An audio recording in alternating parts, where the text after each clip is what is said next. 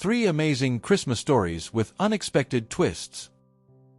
Imagine meeting your fiancé's family for the first time at Christmas, only to find his ex-girlfriend as the guest of honor. This compilation of holiday stories features shocking twists and turns, including a surprise expensive gift, an unexpected Santa, and more. These families went through some serious things during the festive season. Get ready to uncover what happens when a millionaire disguises himself to meet his in-laws, or when a desperate mother tries to tell her kids some bad news on Christmas. Time to restore your faith in the holiday spirit. I went to meet my fiancé's parents at Christmas, but his ex turned it into a nightmare. My fiancé, Brian, suggested we spend Christmas with his family. It was bound to happen eventually, considering how serious we were. Plus, I'd never met them before. We had his family photos displayed at home, and they looked sweet enough, but if only I'd known what was waiting for me there. As we drove to their house, I was dying of nerves. Brian's family was old-fashioned, and he'd told me all about their special traditions. What he didn't mention was that one of those traditions involved inviting his ex-girlfriend. Their house was huge, like a mansion. I knew they had money, but not like this. I was already feeling intimidated, and then I met his mom, Cora. She was super elegant and put together, and I felt like I stuck out like a sore thumb. From the moment we arrived, I just tried to hold myself together. It was obvious I was the odd one out. Also, Cora had already made up her mind about me, or rather about someone else. She was probably already adjusting the seams of my wedding dress to fit a certain glamorous brunette. But I didn't know that until much later. Dinner started out like an interrogation. "So Sarah," Cora asked, "what do you do?" I told her I worked in marketing, trying to sound impressive. "Marketing," she repeated, making it sound like the most boring job in the world. Felt so self-conscious. Later I tried to win them over with my baking skills. I made this amazing pie, a family recipe that everyone always loved. But Cora took one bite and said, "Oh dear, are there nuts in this? I'm allergic to nuts." Funny, because she didn't even use an AP pen or have any visible reaction. But anyway, I wanted to disappear. And then things got worse. Someone came to the door, and Cora introduced this family friend named Ashley. This girl was actually Brian's ex-girlfriend. She was stunning, like straight out of a magazine, and she was all over my fiancé during dinner. "Brian," she exclaimed, "remember that time we went hiking in the mountains? We had so much fun." Meanwhile, Brian just stood there like a statue, completely captivated, while her fake giggles drilled into my ears. I was seething. I couldn't believe Cora had invited her, and I definitely couldn't believe Brian was acting like this was perfectly normal. So I did something totally impulsive. I called my ex, Josh, and invited him over. When Josh arrived, things got interesting. I saw Brian's face, but since inviting exes to Christmas was a family tradition, I shrugged at him. Josh and I laughed, ate while telling old stories, and basically pretended to be having the best time, just to get back at Cora and Ashley for how they were treating me. It definitely got under their skin, but I think the person most affected was my fiancé. He looked pretty jealous, which I have to admit, felt kind of satisfying. But ultimately, Brian did nothing. He let this all happen. At the end of the night I was tired, and when Josh left, I couldn't take it anymore. I went to the woman who was supposed to become my mother-in-law and said, "I never expected to be treated this way by my soon-to-be husband's family. Honestly, I'd rather not join this family at all." Brian's jaw slackened, and Ashley had a twinkle in her eye. But I walked out after those words with my head held high.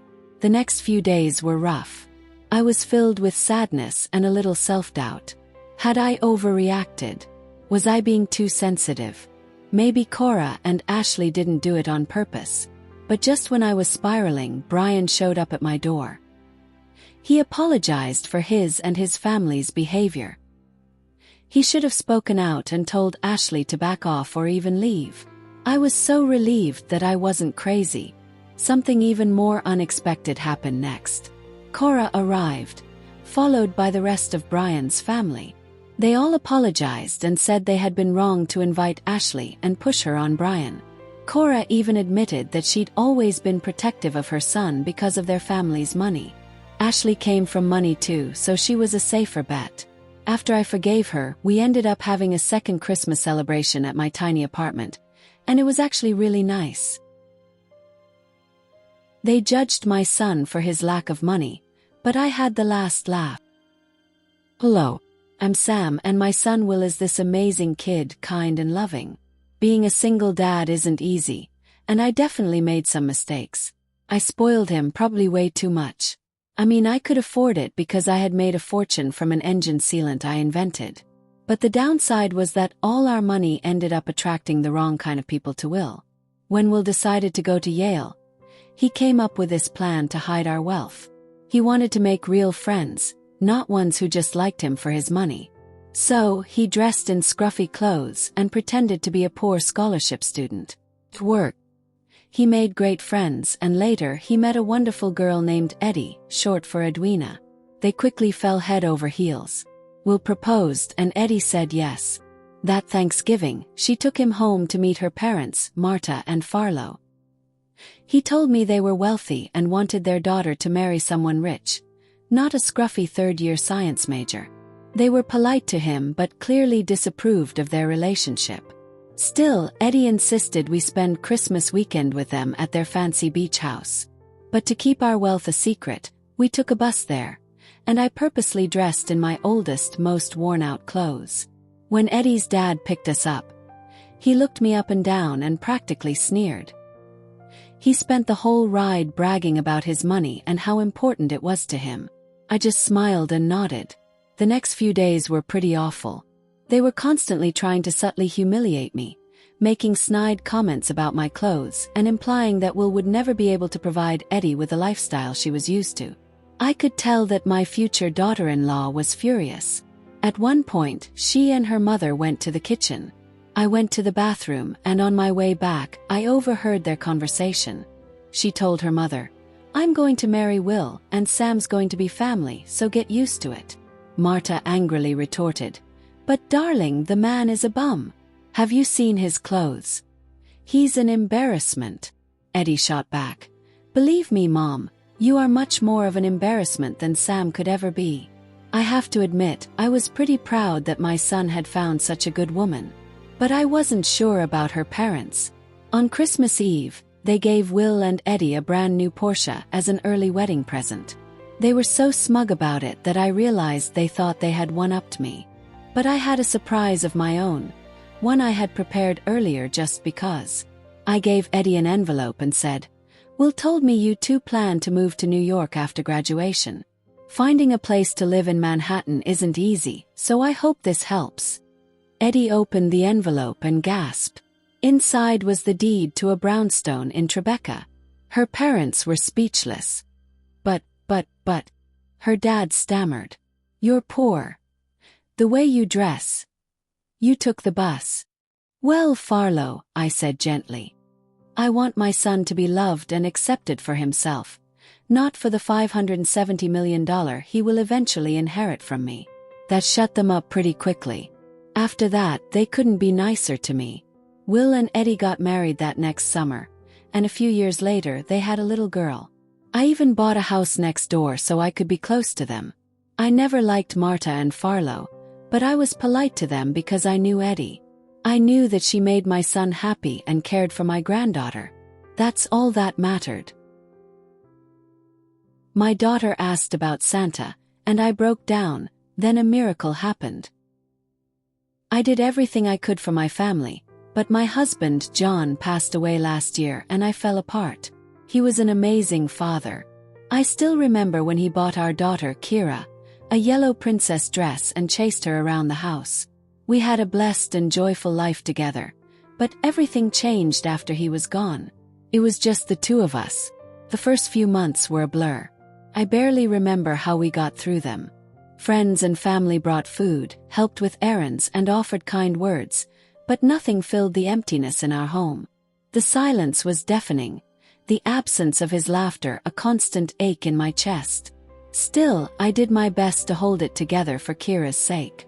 She was only 6, and I didn't want to burden her with the weight of my grief. But as our first Christmas without him drew closer, it became harder and harder to keep up the facade. The holidays were always John's favorite time of year. He loved the decorations, the carols, the spirit of giving. And most of all, he loved playing Santa for Kira. Every year, he would disappear on Christmas Eve, only to reappear moments later in a full Santa suit. His beard perfectly white and his belly shaking with laughter. Kira would squeal with delight. Those memories were etched in my mind, both precious and painful. Kira started asking about Santa sooner than I was ready for. I struggled and wondered how to explain that he wasn't coming that year. I had told her that Daddy was in heaven, but she didn't know her father was Santa too. So I changed the subject a lot, but I knew I couldn't avoid the conversation forever. When we decorated the tree, she said, "I can't wait to see Santa." My heart broke even more, and I fell asleep trying to rehearse how I would tell her the truth the following day, Christmas Eve. When evening arrived, I had the words all prepared. We were finishing up some cookies and enjoying the nice crackling fire I had set up to enjoy that night. "Mommy," she said suddenly, smiling widely. "Santa will come tonight, right?" With a sigh, I sat beside her and wrapped her in my arms. "Kira, there's something I need to tell you about Santa and Daddy." But my throat got tight. I couldn't get the words out. Just then the doorbell rang. I hesitated, wiping away my tears. Who could that be? Before I could answer, though, the door burst open. I froze when I heard a familiar ho ho ho. My heart nearly stopped as I watched Santa Claus walk toward us. Kira squealed while I was in shock, but as she ran to hug Santa, I realized who it was. Rick, my brother-in-law. Just behind him was Sandra, my best friend. They had gotten together to surprise us. She later told me they figured Kira didn't need to know the truth about Santa this year. I couldn't have been more grateful. My daughter showed Santa the cookies she had baked and the tree we had decorated. "Isn't it the prettiest?" she asked. "It's the most beautiful tree I've ever seen," Santa replied, giving me a meaningful look. For those few precious hours, the pain of loss faded, replaced by pure Christmas joy. Even though my husband was gone, I wasn't alone. I had my daughter, my friends, and the memory of a love that would last forever. And that was the greatest gift of all.